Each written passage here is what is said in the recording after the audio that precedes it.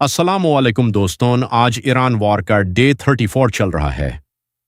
US president Donald Trump ने बताया कि कंबाइंड यूएस इजराइल फोर्सेस ने अब तक 13,000 टारगेट्स पर स्ट्राइक्स कर चुके हैं और अभी भी 3,000 टारगेट्स बाकी हैं। ईरान तरफ से रिटेलिएशन जारी है और स्ट्रेट ऑफ हॉर्मुज में टेंशन बहुत हाई है। ये है फ्रंटलाइन फैक्ट्स, जहां सिर्फ वेरीफाइड फैक्ट्स और न्यूट्रल अपडेट मिलता है। चलिए आज की पूरी अपडेट देखते हैं। एयर कैंपेन का स्टेटस। यूएस और इजराइल के जॉइंट स्ट्राइक्स अभी भी तेजी से जारी हैं। इजरायली डिफेंस फोर्सेस आईडीएफ ने कहा कि उन्होंने पिछले 24 घंटों में 170 टारगेट्स हिट किए। कंबाइंड फोर्सेस ने ईरानियन एयर डिफेंस सिस्टम्स का 80% से ज्यादा डिस्ट्रॉय कर दिया है। मिसाइल प्रोडक्शन फैसिलिटीज पर सिवियर डैमेज पहुंचा है।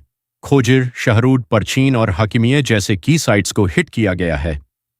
एक्सपर्ट्स के मुताबिक ईरान अब शॉर्ट रेंज और medium range ballistic missiles produce करने की कैपेबिलिटी टेम्पररी तौर पर खो चुका है। नवाल और हॉर्मुज स्ट्रेट सिचुएशन। यूएस ने ईरानियन वेसल्स पर भी हैवी स्ट्राइक्स किए हैं। अब तक 150 ईरानियन वेसल्स डिस्ट्रॉय हो चुके हैं, जिसमें 92% लार्जेस्ट वेसल्स शामिल हैं। स्ट्रेट ऑफ हॉर्मुज अभी भी क्राइसिस में है। ईरान ने इस पर कंट्रोल की कोशिश की थी और टोल कलेक्शन चाइनीज युआन में शुरू करने की बात की थी। ग्लोबल ऑयल सप्लाई में बड़ी डिसरप्शन हो रही है, जिसकी वजह से ऑयल प्राइसेस और फ्यूल कॉस्ट्स दुनिया भर में ऊपर जा रहे हैं। पाकिस्तान, इंडिया और गल्फ कंट्रीज पर इसका डायरेक्ट असर पड़ रहा है। कैजुअल्टीज और ब्रॉडर इम्पैक्ट।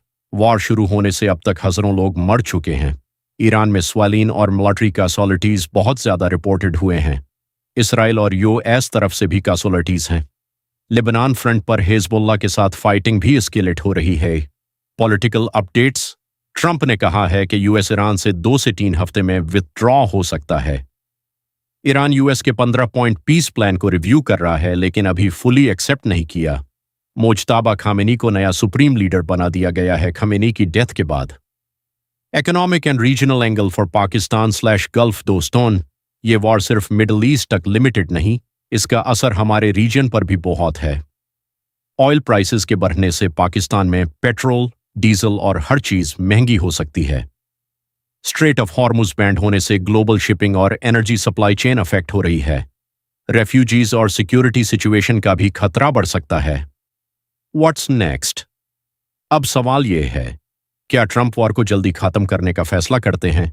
क्या हॉर्मुज स्ट्रेट खुलेगा या टेंशन और बढ़ेगी?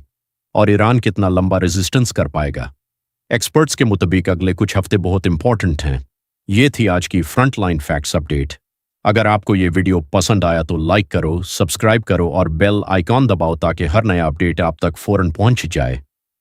कमेंट सेक्शन में जरूर बताएं, आपके ख्याल में ये वर्क कब तक चल सकती है, या कोई स्पेसिफिक टॉपिक पर नेक्स्ट वीडियो चाहिए। रिलायबल सोर्सेज जैसे रॉयटर्स, अंडरस्टैंडिंग वॉर और पब्लिक रिपोर्ट्स पर यह अपडेट बेस्ड है। हम किसी भी तरफ बायस्ड नहीं हैं, सिर्फ फैक्ट्स। अल्लाह हाफिज, सेफ रहो। मिलते हैं अगली अपडेट में।